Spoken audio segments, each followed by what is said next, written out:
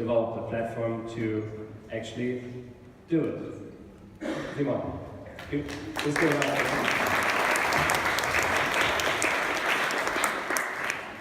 So, changing the world. Big phrase. Let me ask you a question before.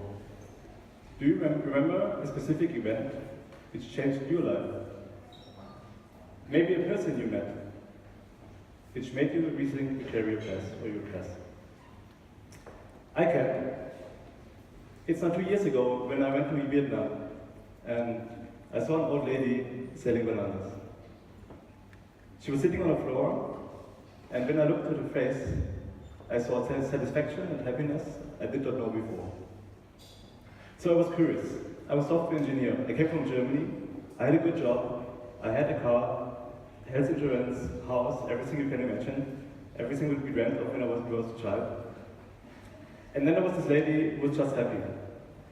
So I just started to talk to her. I sit down, and in broken French and English, we tried to exchange our lives and change perspectives. And she was really happy because she did something for the people around her. And this connection stick to me. It stick to me when I flew over back to Germany and made me rethink my life. The point of this story is that we think every big change comes from the people you meet. And that's why I want to tell you the story today about an idea which connects people to change their lives. So, as I said, when I come back to Germany, things changed.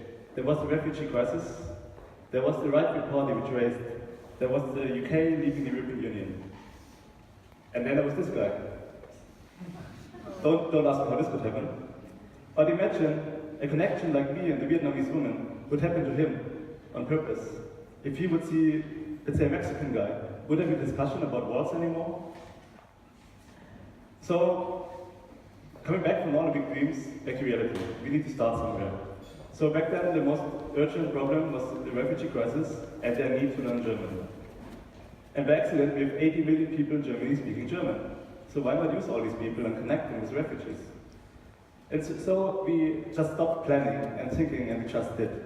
And let me show you a short video about what we did 2 years ago, just using Skype and a German teaching book. There was one group of refugees and the other group of employees of big companies which helped them learn German. We just used Skype, and we did not build anything, but we learned a lot from this, and we just did. And here's my first learning for you. If you want to do something, just go out there and do it. You will find all the people who will support you along the way. Also, we learned 2 things out of this. First, Skype is not structured enough to make anybody a German teacher. You have to be a teacher or something in this area to do it. So we want to make it more easy for anybody. And second, it does not scale. So what do you do as a software engineer if something does not scale? You build something. So we use all the cool stuff, you know, Angular, Node, Blade, Docker, and all this stuff. But usually there's one technology which enables you to do something new and something more innovative. And for us, this was WebRTC. For 2 reasons. Reason number 1, it allowed us to connect browser to browser video and chat, and audio connections. So there was no need for an installation. And based on this, we are able to talk to big companies like Deutsche Bank, Telekom, and many more, who are now supporting us on our journey. And this was able because we could bypass the IT department. There was no need for installation. We just open up the browser, connect on our website, and could start volunteering. And for me, it was like, cool. A web application, I've done this like 100 times before. Let's make a 2 week sprint and the whole application is done. But then there was this. For me, the best example of if you don't adopt open standards, you will lose. Or another way, as you say it, Internet Explorer, the #1 browser to download a better browser. And still in 2017, Internet Explorer is not capable of WebRTC, so we force all our customers to switch to the better ones. Actually, I talked a lot now about the idea. I will just, let's have a short demo so you can see what we're actually doing. So, not my computer, hope it works. Yeah, here we go.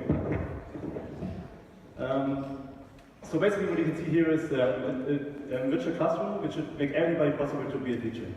On the left side, you have really structured advices for the one who teaches, and it navigates through the whole process. So you can just read it in German, unfortunately, that means hello Matti, nice that you're here. And then we added some new features. Of course, there's WebRTC on the right, which is here demo video, a chat, and all the basic stuff. But also, what I'm really proud of is a virtual browser, which is more or less a Docker instance, and which connects by only the WebSockets. So this browser goes through any firewall, and we don't need to install anything. It makes it possible to surf synchronously by multiple cursors. So actually, I'm alone here, but imagine you want to teach someone, ich verstehe nur Bahnhof. Oh, so, okay, demo. Actually, it has. Let's give it a try. Refreshing. Okay, it's our staging environment. But I think it, thanks. Sorry for that. Okay, new bug. Okay, back then we have additional whiteboards, so this is like also WebSocket based. Just draw something, but it's like basic stuff for you tech guys, nothing new. So let me switch back to the presentation. There we go. Yeah, okay, I got it. So I want to stress one more thing. We software engineers, we build software. But we build software for the people who are using it. They are the ones who provide real impact, and we tend to scale our software to as many people as possible. What you saw here before is now used by hundreds and hundreds of refugees in Germany, and so-called digital mentors from all over the world. We have now mentors in 12 countries, including Japan, UK, Italy, and the US, of course Germany, and mentees from also different countries. But they're not only learning German now. We extended the idea to learn different things. There's, for instance, Alex and Sule who try and improve on their studies. And there are different people who, for different contexts, of different programs, which are used the same way. So this is the second learning. If you build something, think about that you can apply it on different places, and you will really use the software all the time. And then there's one question: what comes next? And I'm really happy to announce that just last week we had a talk to SOS Children's Village to roll out the software in 15 more countries beginning next year. Imagine you haven't had your parents.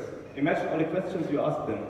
And now we try to give all those children or young adults the possibility to talk to someone remotely anywhere in the world to ask these basic questions. Like, what job should I take? How do I apply? Or where do I move later? Now, to sum this up, what started 2 years ago by the meeting of this old lady in Vietnam moved to an idea which moved globally, the idea of changing perspective and sharing knowledge, which is similar to the idea of GitHub or sharing source code, but it's your knowledge which helps somebody else. So my question is, what about you? There's so many people of you having such great skills. If software engineering, product manager, or CEO, and there's always somebody who needs your knowledge, and there's always somebody you can learn from. So I encourage all of you to share your knowledge, share source code, and also become a digital mentor if you like. So to sum this up, with One Intuition, we believe that every big change in your life is based on the people you meet. And that's why we assist anyone to become a digital mentor and build meaningful connections. And that finally changed the world, one-on-one. Thank you.